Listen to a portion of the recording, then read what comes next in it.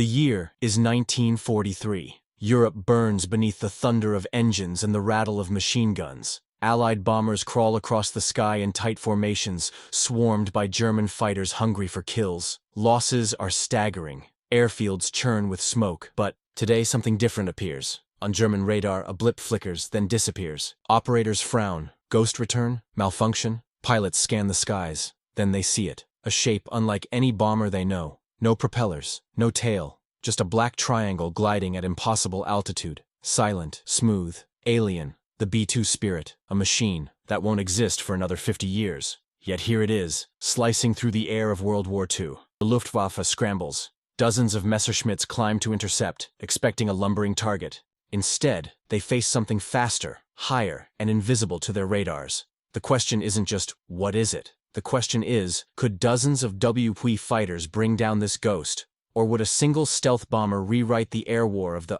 20th century? World War II defined aerial warfare with brutal clarity. Bombers like the B-17, Flying Fortress, or the Lancaster lumbered across Europe at 200 to 300 mph, carrying tons of explosives toward German industry. Their survival depended on tight box formations, clouds of defensive machine guns, and the bravery of escorts like the P-51 Mustang. Even then, casualty rates were horrific. Entire missions vanished in flames under the guns of the Luftwaffe. Now, into that world, we drop a weapon from the 21st century, the B-2 Spirit stealth bomber. The B-2 is unlike anything WW2 commanders could imagine. Cruising near 600 miles per hour, it flies at altitudes close to 50,000 feet, well beyond the comfort zone of most piston-engine fighters. Its radar signature is nearly invisible. Its engines whisper quiet. Its skin designed to scatter signals. To 1940s radar, it would look like static. To German spotters, it would seem more like a phantom than a plane. Its payload? Precision-guided bombs that can erase a bridge, a factory, or an airfield in a single strike without the need for 1,000-plane raids. Yet the B-2 isn't built for dogfighting. It carries no cannons, no air-to-air missiles. Its survival depends on stealth, altitude, and speed. So here's the stage. Thousands of WW2 fighters and anti-aircraft artillery batteries versus one bomber from the future. Which side bends? Which side breaks? German radar operators scramble as Allied bombers usually paint their screens in massive clusters. But today, they see almost nothing. Just a faint return, then silence. Still, reports come in from pilots. Something's moving above the contrails. Too high, too smooth. Messerschmitt Bf-109 fighters climb to intercept. Their engines strain in the thin air as they claw upward. Finally, they spot it. A massive black wing gliding effortlessly, far above their usual prey. At first glance, it seems defenseless. No escorts, no gun turrets. Just one plane. Easy kill. They line up, squeeze triggers. Tracer rounds arc upward and fall short. The B-2 isn't just high. It's higher than most Messerschmitt Bf-109s can reliably operate. Those who reach altitude get only seconds of firing window, their machine guns rattling ineffectively against composite skin.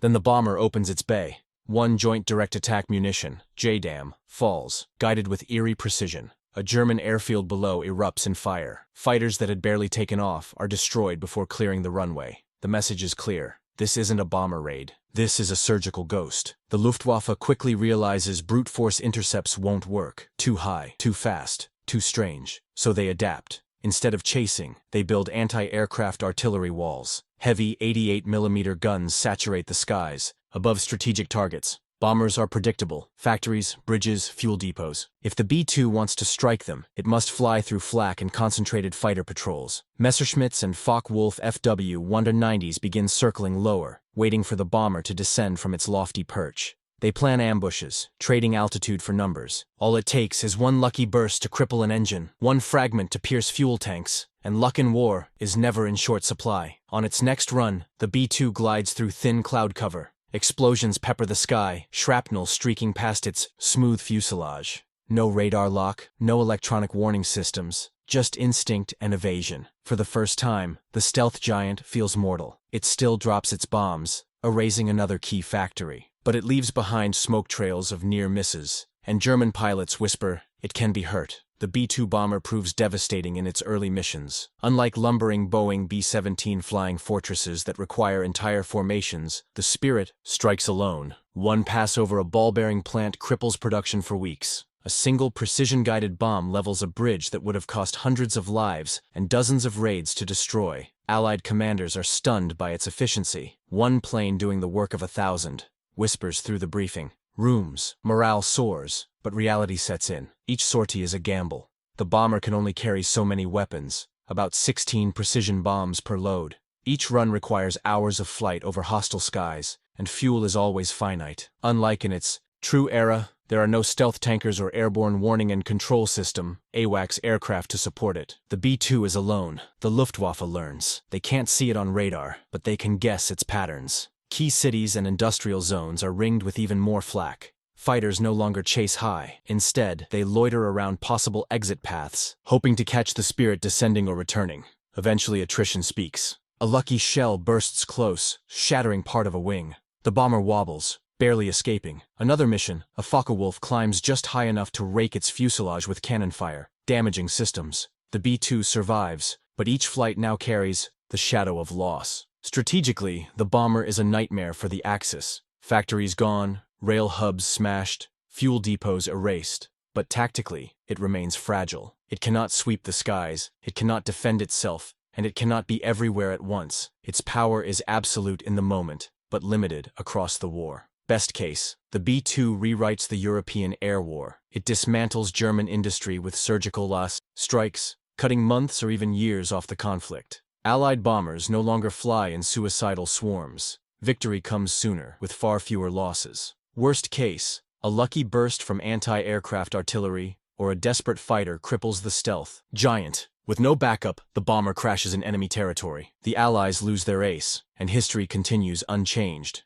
except for whispers of a black wing that terrorized the skies. Likely case, the B-2 inflicts devastating blows early, shocking the Axis with precision unheard of in the 1940s. But limited endurance, finite payload, and relentless adaptation from German defenses keep it from ending the war alone. Technology prevails in missions, but strategy still demands many sacrifices. So that's the Sandbox. One stealth bomber dropped into World War II, a ghost in the sky, rewriting battles one strike at a time. But if you enjoyed this clash of eras, you'll want to see what happens when history scales up. Because in the next scenario, we pit hundreds of thousands of Mongol horsemen against the full might of a modern military. Bows, sabers, and cavalry thundering into tanks, artillery, and jets. Click on the video now and see how the ultimate army of the past fares against the weapons of today.